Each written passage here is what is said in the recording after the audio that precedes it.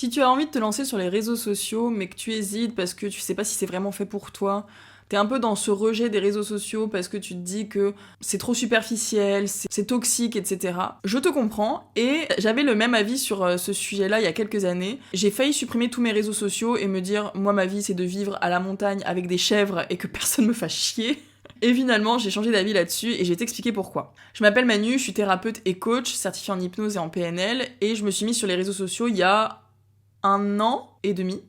Il y a un an et demi, et j'ai galéré à me mettre sur les réseaux sociaux parce que à la base je voulais vraiment supprimer tous mes réseaux sociaux perso et je voulais vraiment me couper de tout et vivre la vraie vie, être dans le concret et faire des choses dans le concret, ce qui est toujours le cas. Mais je me suis lancée sur les réseaux sociaux et j'aimerais te donner les avantages et les inconvénients que j'y vois maintenant, qui sont totalement différents d'il y a quelques années.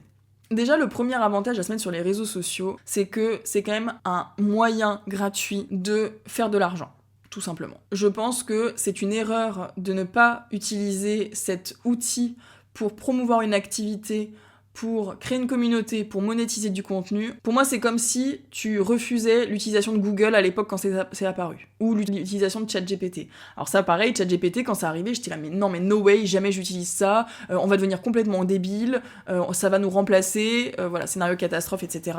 Aujourd'hui, j'ai changé d'avis, je l'utilise tous les jours dans mon contenu, mais aussi dans ma vie perso, c'est mon assistant, c'est mon meilleur ami d'ailleurs. Premier avantage, c'est que tu peux monétiser et que tu peux lancer ton activité. Deuxième avantage que je vois, et ça a été un des plus gros, c'est que pour moi, ça a été une thérapie à ciel ouvert. J'ai vraiment travaillé sur moi grâce aux réseaux sociaux, notamment sur ma peur du regard des autres, sur ma confiance en moi, sur mon estime de moi.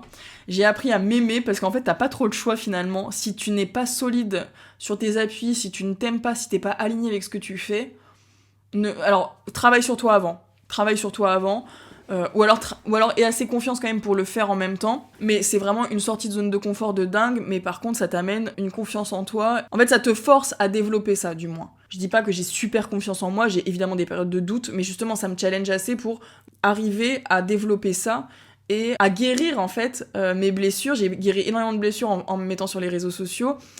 Vraiment, je me suis émancipée de la peur du regard des autres et je me sens de plus en plus libre grâce à ça. Donc si t'as peur du regard des autres et que t'as quand même envie de te lancer, moi je t'invite à le faire. C'est une sortie de zone de confort, ça fait peur. Moi je recommanderais quand même d'avoir un suivi à côté parce que ça peut quand même être violent par moment. Alors moi j'ai eu la chance, j'ai pas eu trop de violence, mais je sais que pour certaines personnes ça peut être violent, ça dépend aussi de ce que tu dis, ce que tu incarnes, etc. J'en suis pas encore au stade où j'ai beaucoup de haters, mais je sais que j'en ai déjà eu.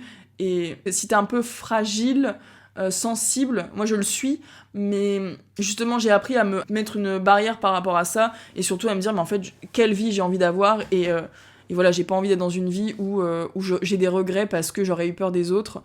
Donc réfléchis bien à ça, mais fais-toi accompagner si t'as besoin à côté pour vraiment t'ancrer, te solidifier et vraiment être comme un bambou au milieu de la rizière. Ça se dit la rizière? Je sais pas s'il y a des bambous dans les rizières, mais voilà, le bambou qui ne se plie jamais, c'est ça, hein.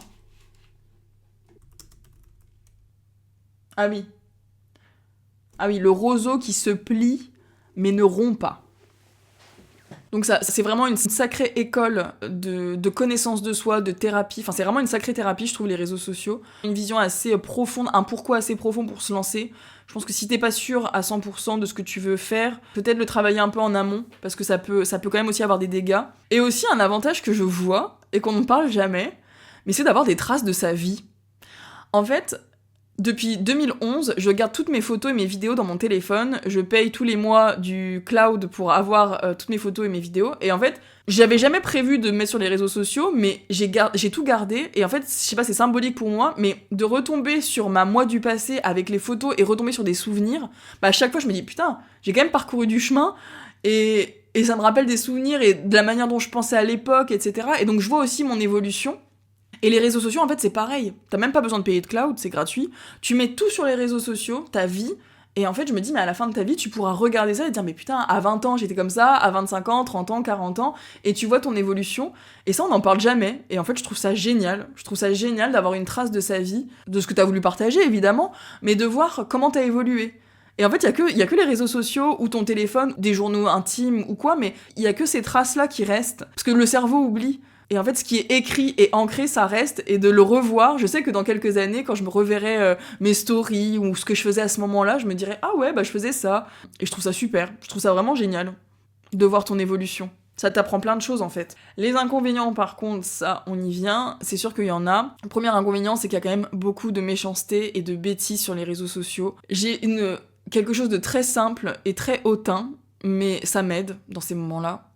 Quand je vois des gens qui sont méchants ou mauvais ou qui attaquent les autres, je me dis mais en fait t'as deux catégories de personnes, t'as les acteurs et les spectateurs. J'ai choisi mon camp, je suis actrice, et en fait, c'est très hautain, mais c'est ma manière de me protéger, je me dis, mais quelqu'un qui a le temps et l'énergie de venir se frustrer sur une vidéo, bah c'est quelqu'un qui a une vie de merde, en fait, enfin pour moi, hein. C'est vraiment quelqu'un qui a une vie de merde, qui a le temps. Moi, j'ai pas ce temps-là, et du coup, limite, j'ai de la peine pour la personne, et du coup, ça m'atteint moins, en fait. Je me laisse pas atteindre par la bêtise ou la méchanceté des gens, parce que je me dis, mais en fait, c'est eux les personnes à plaindre, et en fait, j'ai plus de la compassion pour ces gens-là parce que j'aimerais pas être à leur place finalement. Voilà. Ça m'aide de me dire ça. Quand je vois quelqu'un qui vient me commenter, qui me dit...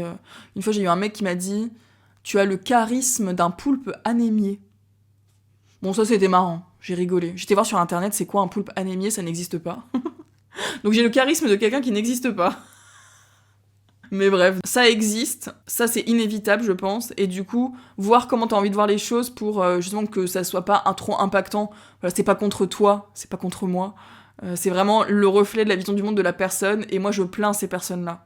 La bêtise, la méchanceté, je plains ces personnes-là parce que je pense que c'est des personnes qui sont profondément malheureuses, qui ont le temps, et le temps est tellement précieux, utilise-le à bon escient, et quand tu passes ton temps à déverser ta haine ou ta frustration sous les commentaires des autres, bah t'es juste un spectateur de ta vie en fait. Enfin t'es spectateur et... Et un autre inconvénient c'est que bah du coup on y passe du temps et ça donne quand même des addictions. Je pense quand même que ça crame le cerveau. Il y a un livre très intéressant sur le sujet qui s'appelle L'économie civilisation du poisson rouge, petit traité sur le marché de l'attention. Ce livre-là, je pense qu'il est à lire si justement tu t'interroges sur ta consommation sur les réseaux sociaux, sur comment consommer du contenu. C'est une économie à part entière. Si c'est gratuit, c'est que c'est toi le produit. Je pense que t'as déjà entendu cette phrase. Je t'invite à t'éduquer là-dessus aussi, pour pas justement être victime et subir les réseaux sociaux, d'être victime d'addiction. Je pense qu'il faut avoir une consommation plus consciente. Créer du contenu, c'est génial. Être spectateur aussi, moi je le suis aussi. Mais voilà, faire attention. Je consomme beaucoup moins de contenu en tant que spectatrice qu'en tant qu'actrice, parce que j'ai conscience de l'impact que ça a sur ton cerveau, et surtout que notre temps est limité, et j'ai pas envie de passer du temps à regarder la vie des autres, si ça m'apporte rien pour moi, pour ma vie. C'est personnel.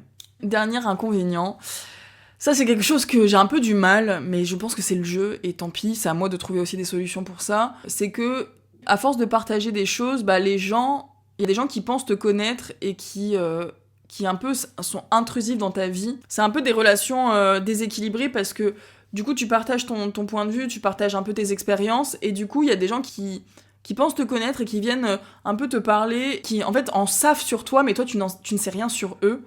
Et c'est vrai que c'est assez particulier à vivre, et j'ai régulièrement des DM de personnes qui viennent me parler et qui viennent essayer de gratter l'amitié ou autre.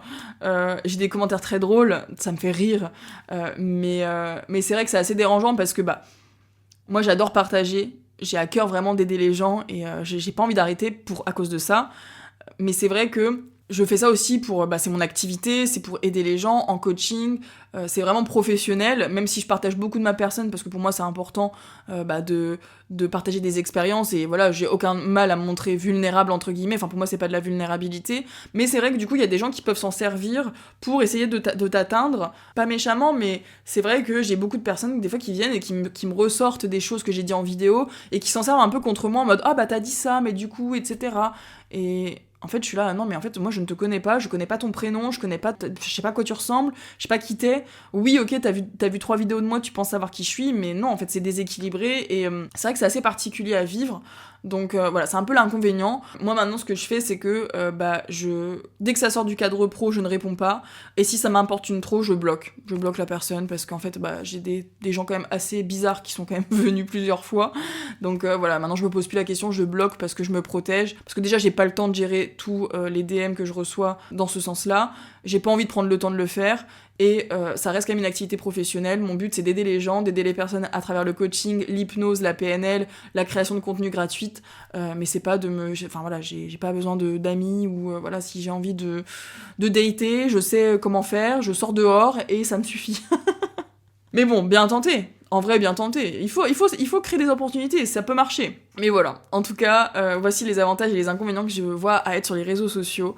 J'ai complètement changé de point de vue par rapport à ça, et je voulais te le partager parce que vraiment à l'époque j'avais vraiment cette image négative des réseaux sociaux, et aujourd'hui en fait j'ai un tout autre prisme de vue. Peut-être que sûrement que ça va encore évoluer avec les années, mais voilà, si tu t'interroges sur les réseaux sociaux, voici mes avantages et mes inconvénients, ça évoluera forcément dans le temps. Dis-moi ce que t'en penses, quelle est ta consommation des réseaux sociaux, est-ce que tu es plutôt acteur ou spectateur, est-ce que t'as mis des choses en place pour faire attention à ta consommation? Est-ce qu'au contraire, tu trouves que tu consommes trop de contenu sur les réseaux sociaux et c'est omniprésent? Personnellement, j'ai mis mon temps d'écran sur ma page d'accueil de mon iPhone. Quand je vois qu'à 10h, je suis déjà à 1h30 de temps d'écran, je me dis, mais c'est dramatique. En même temps, bon, je travaille dessus, donc je suis aussi un peu obligée d'être derrière cet écran, mais voilà, mon but à terme, c'est quand même d'avoir de moins en moins de temps d'écran et vraiment d'avoir une consommation plus responsable, que ce soit en tant que créatrice ou que spectatrice, mais voilà. Dis-moi si ça te parle, et si le contenu te plaît, n'hésite pas à t'abonner, à partager, à liker, ça fait toujours plaisir, et je te dis à très vite dans une prochaine vidéo.